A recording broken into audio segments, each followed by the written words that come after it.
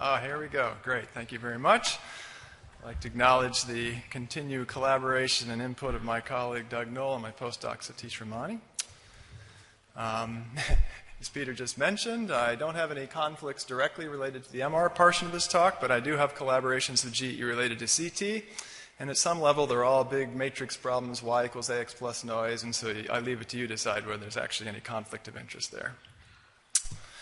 As we've heard throughout the day, there's quite a number of different situations where we might want to undersample the data. In static imaging, we'd like to reduce scan time in many occasions, and in dynamic imaging, it's inherently undersampled because it takes time to collect each point in K-space. And of course, when we talk about dynamic imagings, we can mean at least two different things. One where there's, let's say, microscopic motion, that of contrast agents that have been introduced. And then, of course, we're always faced with a bulk motion. And in fact, in some sense, you could say all MRI is dynamic imaging because the person might move even when you're taking a static scan. And so it's frequently desirable to keep the scan time short if possible. So when you keep it short by undersampling K-space, you're going to need to bring in some kind of extra information, assumptions, constraints, models in order to do the reconstruction. In fact, it was suggested that the topic of my presentation be constrained reconstruction methods, and I asked if I could change that to be reconstruction from undersampled data, because that's the problem. Constraints are just one of the methods of solutions. But as you'll see as we go through it, constraints is the unifying theme, so the organizers were wise. Let's just start out with some pictures showing some examples of what we would think of as undersampled K-space. So, for example, partial K-space, or a little bit more than half K-space.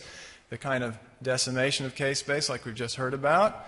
Variations thereof, or other non-Cartesian kinds of things. Some of these are more suitable in 2D, some of them more suitable for 3D. Or non-Cartesian samples where the spacing is more than 1 over field of view. All of these situations, there's not as much data as we'd like to have, and going to need to do something extra in the reconstruction problem. So we were supposed to have this clicker system, and I wanted to warm it up by making sure it was working here. So here's an example of K-space, and let's go ahead and do this anyway with show of hands. After all, I probably have the most equations of any of the talks today, and that's an hour after lunch, which is the optimal timing for a lot of equations. So a little stretching here. Is this undersampled data? No? Yes? Unsure?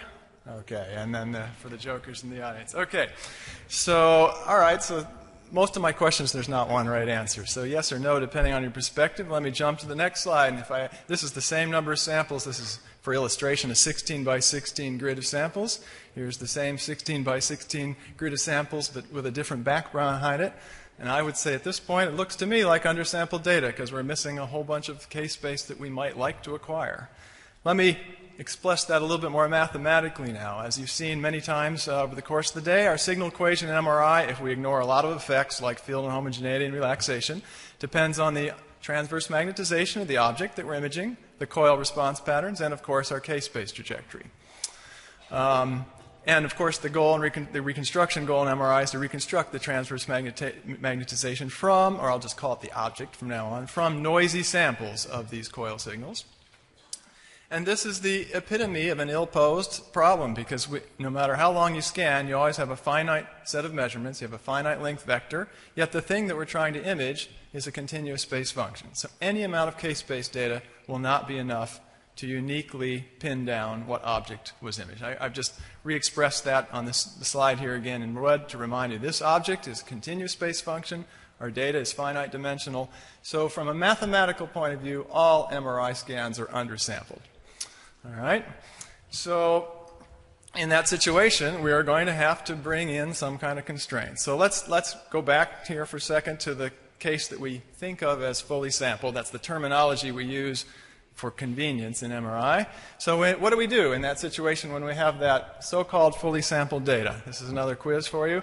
Do we impose some assumptions, constraints, and models? Do we just take an inverse FFT of the data? Oh, come on. Do we both of the above? Or none of the above? All right, I think the answer is both of the above. What you do operationally is you just take an inverse FFT, but the reality is, whether you think about it or not, there's a model underlying the legitimacy of that operation.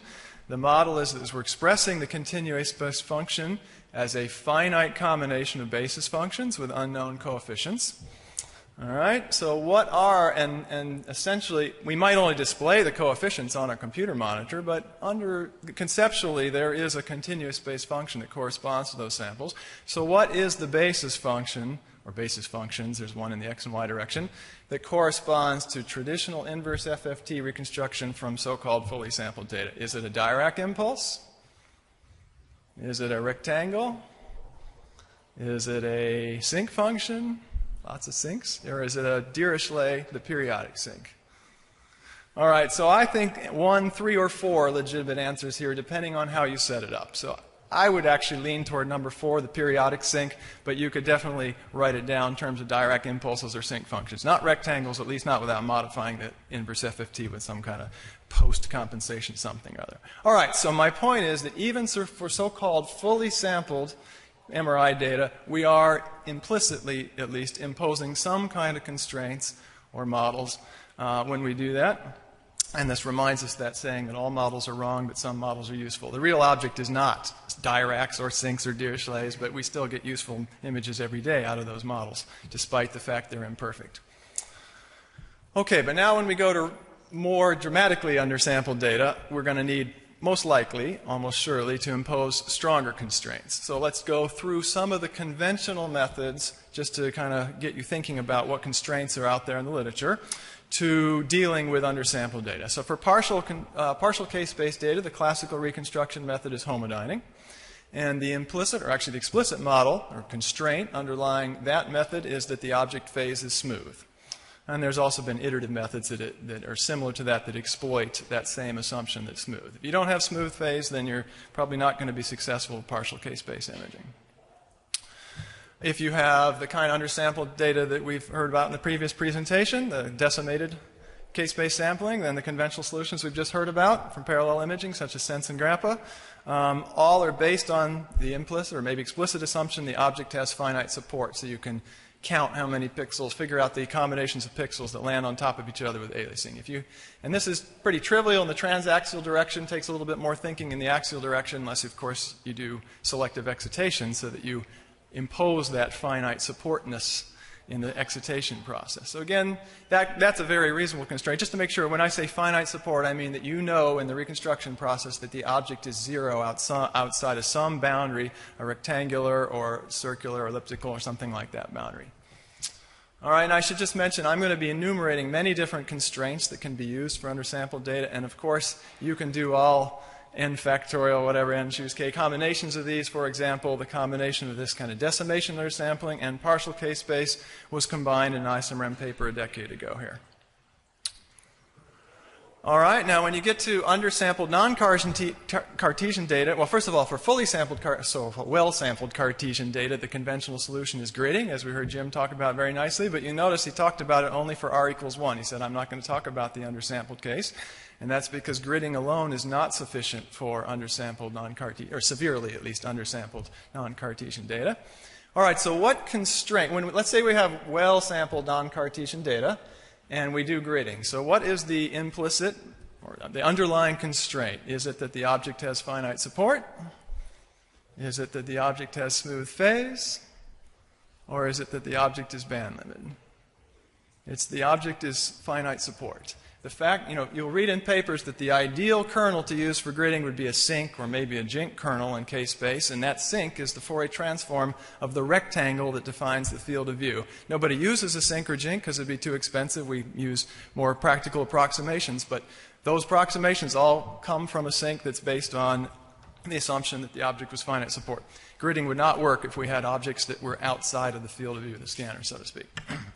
Okay, but when you get to undersampled non-Cartesian data, that constraint is not enough, and again, we're going to need more strong constraints. Okay, so here's a couple more examples of non-Cartesian sampling patterns, and here I'm not as sure that there is a conventional approach, so we're going to go into more options where stronger constraints are needed.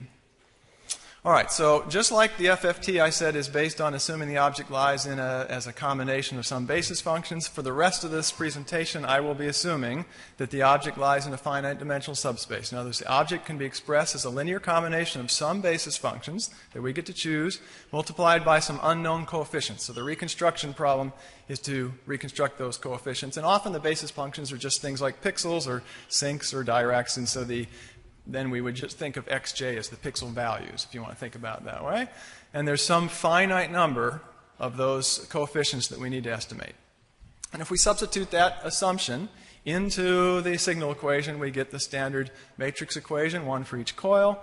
And if we stack up all the coil data, we get a traditional y equals ax plus epsilon kind of model where the data, y, the case-based data, that's what we know. We assume that we, at this point, know the case-based trajectory and our coil sensitivity patterns, and of course the basis functions because we chose those. So the only unknown here is the coefficients of the object x, and of course there's additive noise.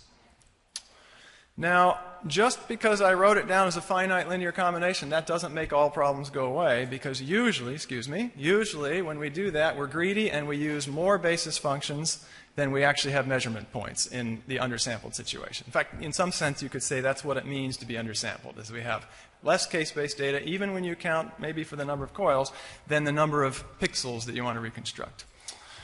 All right, so if you said, oh, I'll just set this up as a least squares problem, I'll find the image that best fits the data according to least squares, that will not be adequate, because in the underdetermined case, there's many images that fit the data perfectly. So we're going to need to impose additional constraints to somehow choose from that uncountably infinite number of possible solutions to the data to pick one image out of that to display.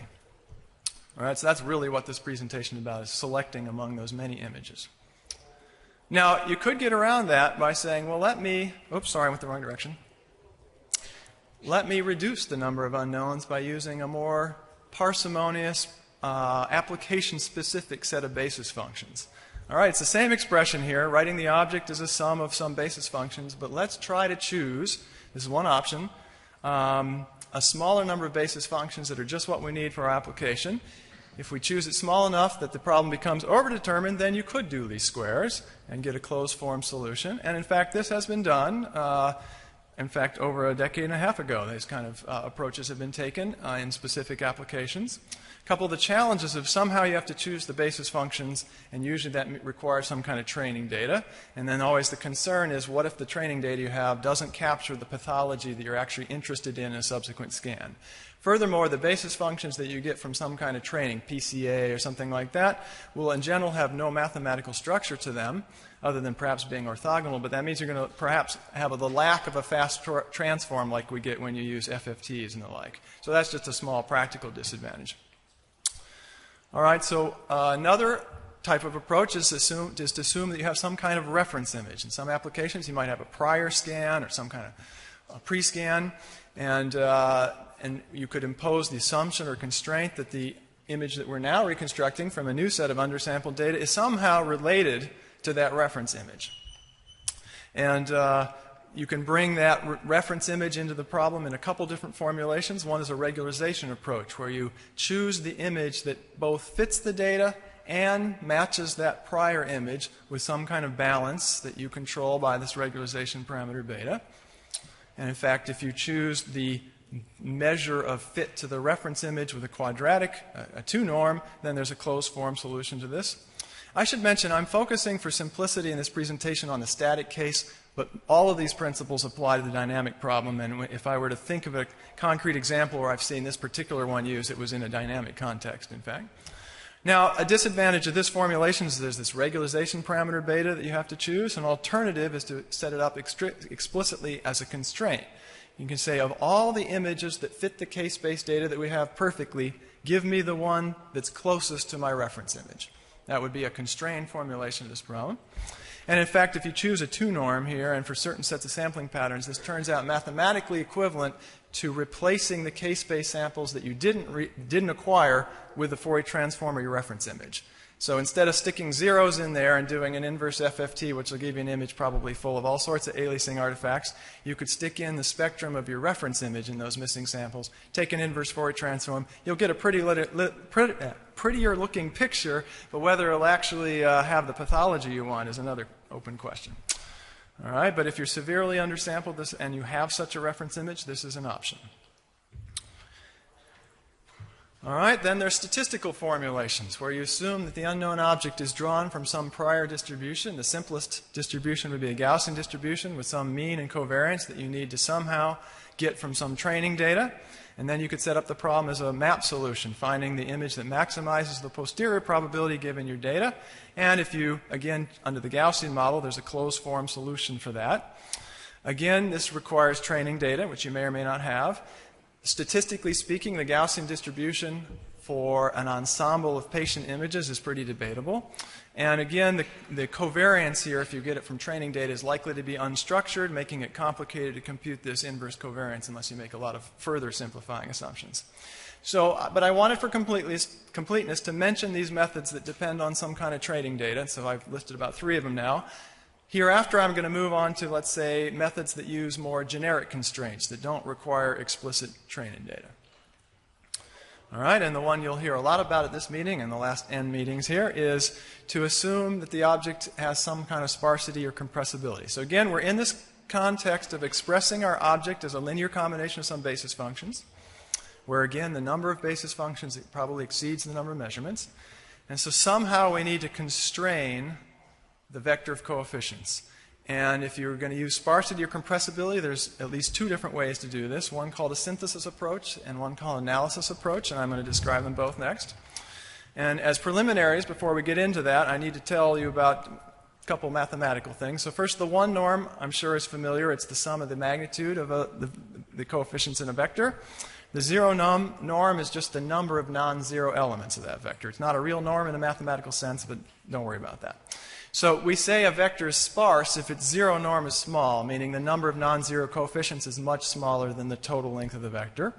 And we say a vector is compressible, these are loose definitions, if the 1 norm isn't changed very much if you throw away all the small coefficients. In other words, it's dominated by a handful of large coefficients where most of the energy, if you will, is, and there's a bunch of small coefficients that you can get away with throwing away and not changing the norm of the vector very much. Okay, so with those preliminaries, let me talk about the 2 approaches to using sparsity, and this falls under the general heading of compressed sensing, if you will. All right, so the synthesis approach, we take our vector of coefficients, our image, and represent it as a linear combination of some basis of some vector coefficients theta. And sometimes that basis matrix B is an orthonormal basis, such as wavelets. In other cases, B is actually a fat matrix, meaning it's which is referred to as an over-complete dictionary. And if you think about it for a second, this might seem like a crazy thing to do. We have an undersampled situation where we have more unknown pixel values than measurements, and now in the synthesis approach, we're setting it up with even more unknowns. We're saying we have even more unknown coefficients theta. But the reason this has any chance of working is that we're going to assume that this coefficient vector theta is sparse or compressible, meaning most of its elements is 0 or nearly 0. All right, now if you're willing to make that assumption, there's a whole bunch of different mathematical formulations you can use under that assumption. All right, and all of these boil down to estimating this coefficient vector theta. Think of them as wavelet coefficients, for example. You're going to somehow estimate those coefficients, and then you're going to take those estimated coefficients and multiply it by your basis to get your final reconstructed image. All right, so one option is to say, of all the images that perfectly fit the data, and remember, my image here is the product of some basis times these coefficients. Give me the one that's got the smallest number of non-zero coefficients, the sparsest solution with respect to that basis. That's one way. That's a constrained formulation. You notice there's no extra free parameters there. Now, fitting the data perfectly is something that statistically we could debate whether that's a good thing to do or not, because the data has noise in it. So you might say instead, give me the sparsest solution that fits the data pretty well, where you have to introduce some parameter describing how well you want it to fit the data, which probably will be based on the statistics of your measurements. Or you could turn that around. You could say of all of the images that fit the data no, excuse me, of all the images represented with no more than a given number of coefficients, give me the one that fits the data best, or some compromise between these. Give me the set of coefficients that gives me a decent fit to the data and not too many non-zero coefficients and a parameter beta that trades off those two. Every one of these has been proposed in the general compressed sensing literature and probably most of them in MRI as well. And typically, we replace the zero norm in all these by a one norm to make the problem convex to simplify the optimization. All right, that's the synthesis approach, where we write our image as a basis, some basis matrix times some unknown coefficients. An alternative is analysis approach, where you say, I'm going to take my image and I'm going to take some function of it, some transform of it. It could be a wavelet transform, could be some other transforms, and I'm going to hope or assume that those transform coefficients are sparse or compressible. All right, so again, you could use an orthonormal basis, a wavelet transform, for example, for this sparsifying transform, or you could use a stack of transforms. You could use a wavelet transform as well as maybe finite differences. Those of you who are familiar with total variation, that's essentially just finite differences along different directions, in which case this matrix T wouldn't be square, it would be a tall matrix. And we're saying that tall matrix, when we multiply that by our unknown image, should give us a long vector that's sparse or compressible. All right, if you're willing to make that assumption, which is slightly different than the synthesis approach, then again, there's a number of different ways you can formulate it. You could say of all the images that fit the data perfectly, give me the one that has the fewest non-zero elements of this long coefficient vector. And so on. The other variations are similar. You could trade off the sparsity of this matrix vector product and fit to the data. And again, we usually replace the zero norm by the one norm to make it a little bit more computationally tractable, but not always. All right, so these two look pretty similar, but there is an ongoing debate in the general compressed sensing field of which is better. And some people would argue that the analysis approach is better than the synthesis approach, but I would say that's still an open research question. All right, so I've been showing equations. I maybe should have put this picture earlier. Here's an example of a brain image and its wavelet transform, and you notice that a lot of the coefficients in the wavelet transform are small or near zero. In fact, it would look better if we'd used a synthetic brain image, because you notice this is a picture out of Mickey Lustig's paper. There's a lot of noise. This is a reconstructed image. It's not a real brain, right? And so all of this noise out here is leading to some non-zero coefficients, where in practice, in reality, those coefficients should be really should be zero out there. So this is a decent sparsifying transform. And here's some examples showing taking such a sparsifying transform, throwing away a large fraction of the coefficients and resynthesizing the image. And if you, for example, focus on this row, if we throw away 80% of the coefficients, the smallest 80%, of course, we can resynthesize something that looks very close to the original image. So that's the principle underlying the use of sparsity or compressibility. Now, there's no free lunch here. The challenge is with using sparsity constraints, you have to somehow choose either transform matrix or basis matrix, and this choice can affect the image quality dramatically if you were to look at these different choices described here. Some of the formulations involve other tuning parameters that are going to affect image quality. All of these methods take way more computation time than inverse FFT. Jim Pipe talked about the billions of dollars that we'll save. Well, we'll probably just spend a lot of that on computers instead, all right? But maybe we'll still come out ahead. This has been if I can put in a shameless plug as well, this has been a focus of my group's effort, is on reducing that computation time. We have an augmented Lagrangian approach to parallel imaging that we've compared to a whole slew of other methods, and it's the fastest one we know at the moment. I think today is the Kentucky Derby, or is it next week? It's coming up soon. If somebody has a method they think is faster, I'd be happy to engage in a friendly horse race with you, because either way I learned something. Either your method's faster or we confirm are still the fastest. Anyway, I'd be happy to do that. The cost functions, all these optimization problems I described have challenges with them. The zero norm is not convex. That means you'll have local minimizers in the cost function, and the estimate will not be a continuous function of the data. So a tiny perturbation of the data could lead to a dramatic change in the reconstructed image. If you replace the zero norm by a one norm, that makes it convex, but still the one norm is not differentiable, and even then it's not necessarily strictly convex, so your solution might not be unique. Furthermore, if you have object phase variations, that can affect the sparsity, although there's ways of doing that, dealing with that with another shameless plug. And I've been focusing on the reconstruction algorithm, but let's, of course, remember that in principle, you can put sparsity constraints into any undersampled pattern you'd like, but how good the results will be will depend greatly on that sampling pattern. So determining what the best sampling pattern is an open research question as well. Now, I don't want to end with sparsity. So far, the sparsity I've been talking about is sort of whole image sparsity, wavelet transforms applied to the whole image. There's also a lot of interest, especially recently, in using patches of the image, 8 by 8 blocks out of the pixel, out of the image, as the way of expressing sparsity. So instead of representing the entire image as some linear combination of some coefficients, represent each patch, let's just think 8 by 8 pixels, with some dictionary. So this dictionary would be something that represents those small patches with different set of coefficients for each patch, and assume that the coefficients for each patch are sparse or compressible. And now it gets interesting. How should we choose that dictionary for representing these patches? You could use a predefined thing like the discrete cosine transform. That's what's in JPEG, the old JPEG image compression method. You could learn it from training data before the scan of interest, or an approach that I think is particularly interesting that just came out in this month's transaction on medical imaging is one where you're learning the dictionary from the image as you're reconstructing it. So you're minimizing a cost function that involves a data fit term, involves representing each patch in the image by some sparse combination of dictionary elements, and then a penalty to enforce that it's sparse, counting basically the number of non-zero coefficients in each image. All right, I'm running out of time here, but I just want to show you an example taken from this paper of an image reconstructed by traditional compressed sensing using a combination of wavelets and total variation. And here's an image reconstructed using this adaptive patch-based prior with 20-fold undersampling. This is from a single coil, so it's a substantial acceleration. And here's the dictionary that's learned from that. Okay, I'm all right. We were a little ahead of schedule.